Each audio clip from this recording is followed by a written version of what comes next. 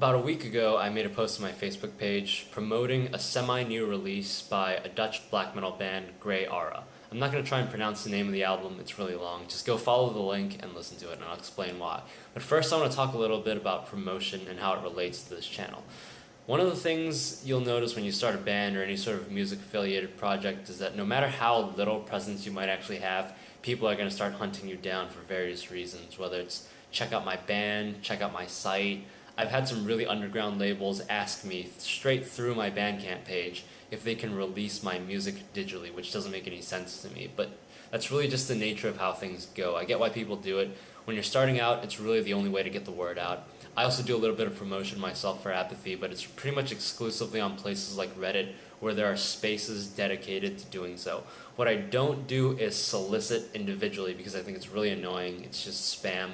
So to not be a hypocrite, I try to hold myself to the same standard that I would put towards others. If I don't like something, I'm not going to do it myself. The obvious example is when people just cast a net and they fish for exposure. It's easy to tell when you get really short messages like, cool band, also, can you check out my stuff? You know, they're just going page to page spamming the same message, hoping someone's dumb enough to take a bite.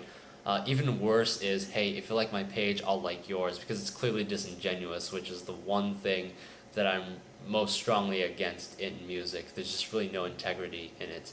Everything that I do, I try to present in what I feel is a genuine manner, whether it's music, videos, or anything else that I might venture into in the future. So you'll never see me do something just because someone asked me to do it or paid me to do it. That doesn't mean I won't promote things I have in the past. Like when Iron Maiden's Book of Souls came out, not that they needed it or anything, still I made a video, gave off my first impressions, which were mostly negative, but I did it because I love Iron Maiden and I was extremely excited for the album to come out. Obviously they didn't ask or pay me to do it, but it wouldn't have changed my opinion even if they did. So I'm starting off with this message for a couple of reasons. Because I'm about to promote another album, I know I'm going to get solicited by everyone who watches this video trying to get their band out. I'm just going to say it right now, I'm not going to check out your band. Usually I go by principle, if you have to ask, the answer is going to be no. No one asked me to review this album. I'm doing it on my own because I think it's something special and worth talking about. Also in the future, if I decide to expand into other areas like live streaming and you see me drinking a bottle or something or eating a bag of snacks, or even right now, if anything in the background comes off as product placement, like the Maiden flag or my guitars or whatever shirt I'm wearing, know that they're only there because that's where I decided to put it, and I'm only wearing the shirt because I felt like wearing it this morning. And even if it was free shit that someone gave me to promote, my opinions would still be independent of that. Like if Jackson gave me a free guitar, I would absolutely take it because it's free shit. Probably make a video talking about it, showing it off and everything. But what I'm not going to do is read you some pre-written script that was sent to me by Jackson or whatever. I'll tell it like it is. If it's a good guitar, I'll say it's a good guitar. If it's not a good guitar, I'll tell you exactly how I feel about it. So moving on. Way back around fall of 2014, I started writing reviews for an underground metal site called Summoning Spirits, and my focus was on new black metal releases because that's what interests me the most. I did about 10 articles or so, but eventually I felt like it was taking too much time away from songwriting and making videos, both of which I preferred doing, so I stopped. But when I was writing, the thing I do was look up new black metal releases on Bandcamp and just go album to album until I found something that I liked. When I listen to new music, what I'm looking for is original ideas. Bands that aren't just copying something because it's trendy. I like albums with a lot of variety to the songs, different lengths, tempos, albums that are best experienced in its entirety from start to finish. The last thing is it has to feel genuine. That one's tricky because it's a really subjective criteria. It involves a bit of research and kind of a gut feeling, but really what I'm trying to nail down is whether or not the music sounds like it was written for the sake of the art or whether it was done for some other motive like money or fame.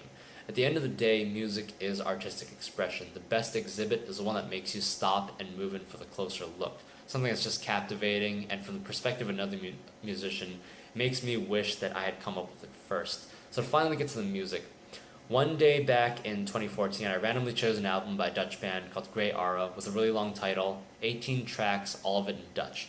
It starts off with an intro that samples someone walking through a busy street, entering a building, and then having a discussion in Dutch, which I couldn't understand, so it didn't really leave any impressions. I thought it was a scene from a movie, like something you'd find in an Agalloch song.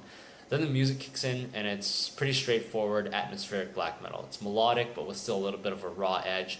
It's not too stereotypical as atmospheric black metal can be. You know, it's not oversaturated with reverb, and it's not super drawn out or anything like that. I do feel like the reverb is a bit heavy on the vocals, but you could do a lot worse. The bass track is audible, which is always a plus for me. Overall, the music, it's not groundbreaking or anything, but it's solid. So the album rolls on, and the reason I'm making this video in the first place is what happens on the 4th track. Like the intro, it's another audio sample of a scene with dialogue, light music in the background, and when it got to this song, that's when it dawned on me that I wasn't just listening to a regular atmospheric black metal album, but that this was an album composed in the form of an actual play. It was a black metal musical, if you will, and it was one of those holy shit, this is amazing moments for me. I mean, if you think about it, it's just such a cool idea, combining black metal with elements of theater. It seems like a massively difficult project, and if you listen to the album, the scope of it's huge. But the execution of the album is flawless, and that's why I think it's so special of a release. It's about an hour and a half of material, 5 to 8 minute black metal songs with 1 to 3 minute theater bits in between, about every 2 or 3 tracks. The idea's original, the music's great, you can tell a lot of work went into getting this right.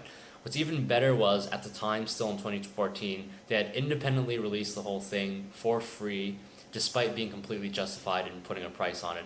I was planning on paying for it anyway, just because I thought it was worth it, but because I have a habit of putting things off, I actually missed out, because a couple days later, it disappeared completely from the internet. The band had actually signed with Blood Music, which is the label that did the Emperor box set that came out earlier this year, and they were going to go back and prepare it for an official release. So it was a huge regret of mine not getting this album while it was out. Anyway, over the past year and a half, I've been waiting for this album to re-release, and it finally did on June 3rd. Immediately, I jumped on it, made sure to download it. Listening to it again, it's every bit as good as I remember it being the first time. And really, the most commendable part is that you can still download it for free right now. I actually bought it twice, once for the digital, and while working on this video, I realized it was probably worth it to go ahead and get the physical box set because it was limited. This to me is what music as an art form is all about, and I'm really on board with the entire approach that this band has taken on this from the top to the bottom. Composition, production, release, it's really spectacular, and the reason I'm not going to try and break it down anymore is because you really just have to listen to it. I don't think black metal's really had anything like this come out since Agalloch with Pale Folklore. So with that, I'm just going to stop wasting your time. Go and check it out.